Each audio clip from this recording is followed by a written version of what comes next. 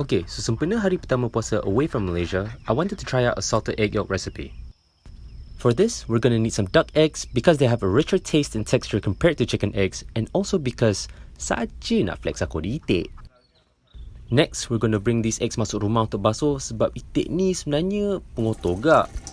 But once dah basuh, we should be good to go.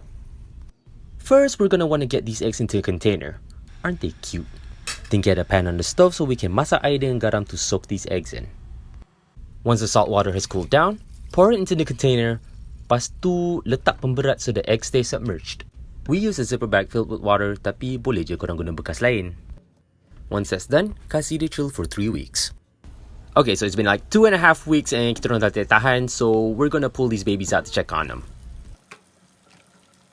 Yeah, looks good. Now, korang masaklah telur masin tu macam telur biasa. Sementara telur tengah masak, we're gonna grab some shrimp and pour some egg whites over them. Gaul-gaul sikit.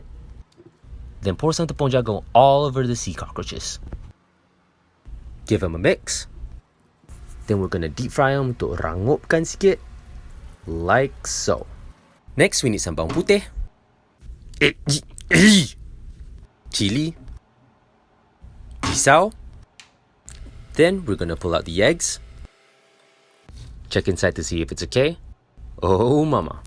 And kalau okay, we're gonna scoop the egg yolks out and mash them up so they're ready to go. To start cooking, we're gonna melt some butter over the stove, like so. Then we're gonna chop up masuk the garlic and chili, as well as daun kari.